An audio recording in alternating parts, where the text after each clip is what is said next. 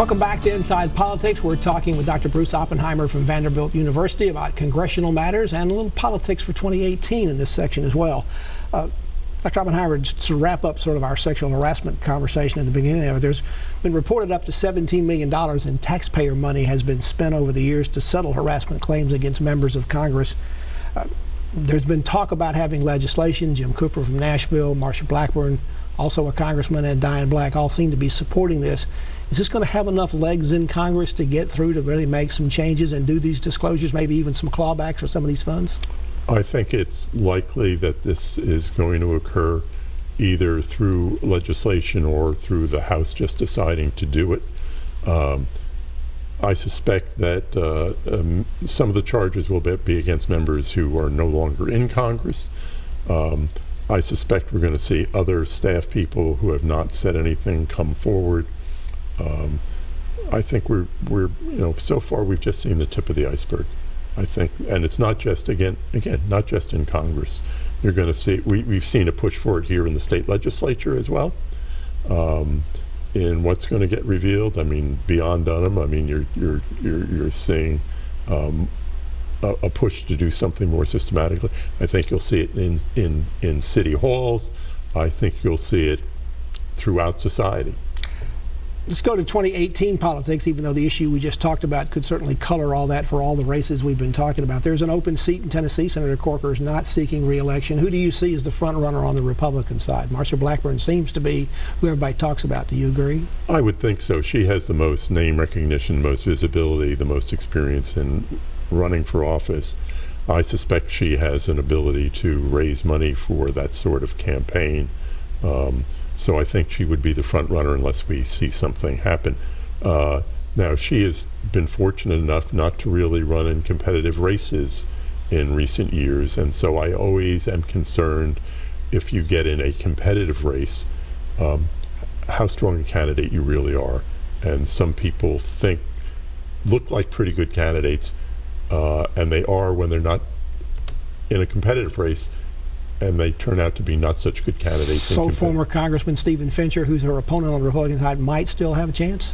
I think you just have to see what happens. We're a ways out, and my sense is that you would think that she would be favored, but if it's a competitive race, you just do not know what's going to happen. It's been several cycles since the Democrats won a Senate race in Tennessee. It's been 2006 since they won any statewide race in the state. The person who did that is former Governor Phil Bredesen. He's looking at making this particular race.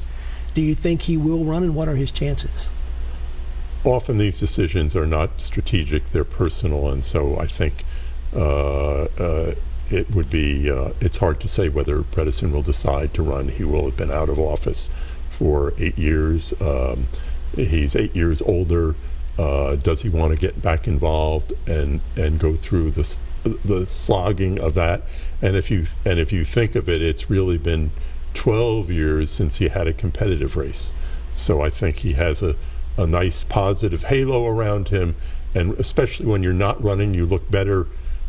You don't get attacked when you're not a candidate. As soon as you announce, you start getting attacked. There's already a Democrat in that race, an attorney and a war veteran, James Mackler. Do you know anything about him? Do you think he has a possibility of being a competitive candidate? I don't know much about him, and I think his big problem will be establishing name recognition and visibility and raising money to be a competitive candidate against a Republican.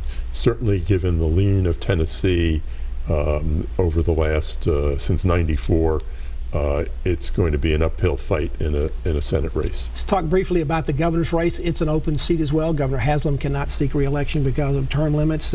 5 Republican candidates at this point seem to be viable. Who do you see as coming out of that field of those 5 on the GOP side? I think it's very hard to tell at this point. They all have a lot of funding. When you have 5 candidates, it sometimes means that you win a primary with 25 to 30% of the vote. So it's often a candidate who has depth of support but doesn't have breadth of support. We have to remember in Tennessee, we don't have runoffs, and that makes a big difference strategically. So I think at this point, you'd be flipping coins. two candidates on the Democratic side, Minority Leader Craig Fitzhugh and former Nashville Mayor Carl Dean is a favorite there between the two. We'll obviously get a majority vote out of that race. Right.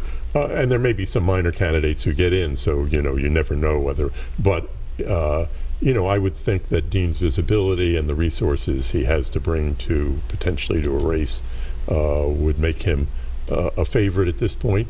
But I think you have to wait and see what happens again. Again, except for his first race as mayor, he hasn't been in a real competitive contest. But you think the Democrats might actually have a chance in either one of those races, statewide races this year? I think much more likely, especially if the Republicans tend to nominate somebody who's more on the political extreme. So the state has basically split the governor's chair between the Republicans and Democrats dating back to the late 60s. So at this point, if you had to flip a coin, you'd say, it's supposed to be, if that's true, going back and forth, it's the Democrats' turn. But this is a pretty red state. It's going to be hard to make that difference. And clearly it's an uphill, but I think if you get a visible candidate who has a good record, and has resources, that in a year which might be a favorable year nationally to Democrats, a lot could happen. Go ahead. And you have to remember Bredesen won initially in a similar sort of year. Dr. Oppenheimer, thank you again as always for coming on. Appreciate your insights, and I'm sure we'll have you back again in the future. And thank you for joining us on Inside Politics. Hope you can be back here again for a future show. If you can't get enough politics in the meantime, go to the News Channel 5 website. You'll find my Capitol View commentary there. There's a new commentary posted every Friday afternoon.